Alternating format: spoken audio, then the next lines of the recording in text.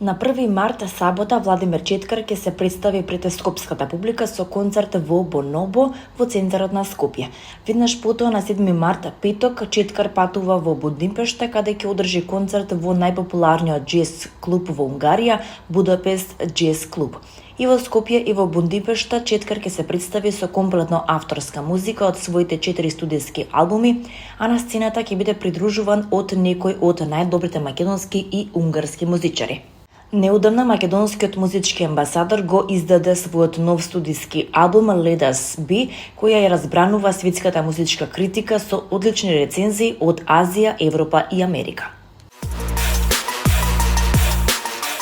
Ако ве прашаме да ги наведете поранешните сопруги на холивудската ѕвезда Том Круз, малкумина би знаеле како да продолжат по Никол Кидман и Кейти Холмс.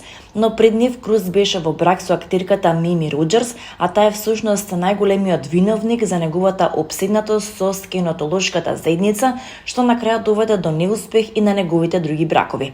Со неа се ожени во целосна тајност во време кога стана светска сензација благодарение на улогата во Топ Ган. Само 2 лица застанаа како сведоци на нивната свадбена церемонија, а токму Роџерс го вовела нејзиниот нов сопруг во скиенотологијата. 68 годишната актерка и денес се занимава со глума, а таа е професионален играч на покер. Нивниот брак траеше само 2 години до 1989 година, а заврши само 2 дена пред Круз да се упати на снимањето на филмот Days of Thunder, каде што ја запозна својата идна сопруга Никол Кидман. 6 години постарата Мими Круз ја запознал на вечера кога имал 23 години. Таа тогаш била во врска, а Круз го освоила со својата неверојатна интелигенција, тврди глумецот. Мими пак опиша поинакво сценарио на нивната средба, тврдејќи дека ги запознале заеднички пријатели. Јас не гледав никого, ниту тој, па затоа мислеа дека треба да се споиме. Се согласив на состанок. Се договориле приватниот живот да го задржат само за себе, па и нивната венчавка била мала и интимна, а кум им бил Емилио Естевес. Дори подоцна изјавила дека бракот со Круз никако не й помогнал во кариерата. Никој нема да те вработи затоа што си во брак со позната фаца. Всушност, мислам дека поради тоа ме тестира малку повеќе. А некои приказни била дека токму за време на тој краток брак актерката го внела во скиентологијата. Именно нејзиниот татко бил еден од првите членови на скиентолошката црква и близок пријател на основачот Рон Хабард, а нејзиниот прв сопруг Џим Роџерс бил скиентолошки советник. Таа еднаш во едно интервју рече дека филозофијата на скиентологијата била дел од нејзиното воспитување и дека нејзиниот татко се вклучил во тоа пред таа да се роди. По разводот со Круз се верува дека Мими ја напуштила црквата, а нејзиниот татко, откако самиот ја напуштил во 80-тите, наводно бил прогласен за супресивна личност. Разводот беше финализиран во февруари 1990 година, а актерката со спогодба добила $4 милиони. Само 10 месеци подоцна Круз се ожени со Кидман.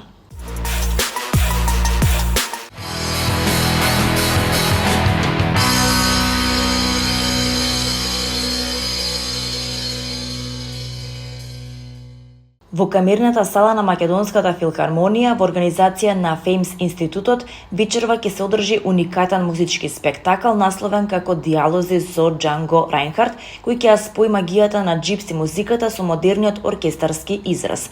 По диригентската палка на реномираниот диригент Тимоти Редмонд, концертот ќе понуди богата програма која опфаќа различни музички жанрови, а инспирирана од џипси музиката.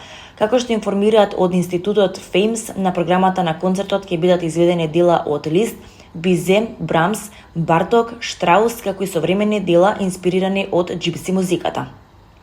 Специјален акцент ќе биде ставен на композициите кои ќе ги изведе виолинистот Федерико Натан, кој ќе настапи како солист заедно со гитаристот Жереми Шакр и музичарите Јакопо Мезаноти, Иван Бејков и Филип Динев.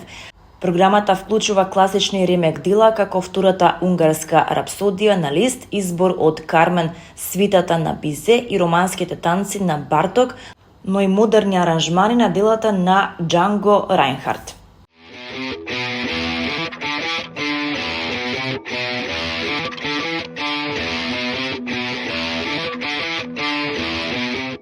Прагма продукција во копродукција со Националната опера и балет уште минатата година го најави спектаклот што ќе се одржи во арената Борис Трајковски на 14 март. Еден од најголемите тенори на денешницата, но и врвен диригент, освојувач на 12 музички награди Греми, Пласидо Доминго за прв пат доаѓа во Скопје со премиерен и ексклузивен концерт. Пласидо Доминго го заслужи своето место во аналите на операта со звездената кариера, која се протега на околу 50 години. Како уметник сам по себе и како член на тројцата тенори, тој стана едно од најпочитуваните имиња во класичната музика, освојувајќи безброј признанија, вклучувајќи 12 награди Греми. Тој продолжува да ја зацврстува својата репутација до ден денес пред публиката низ светот и како извонреден пејач и од неодамна и како диригент.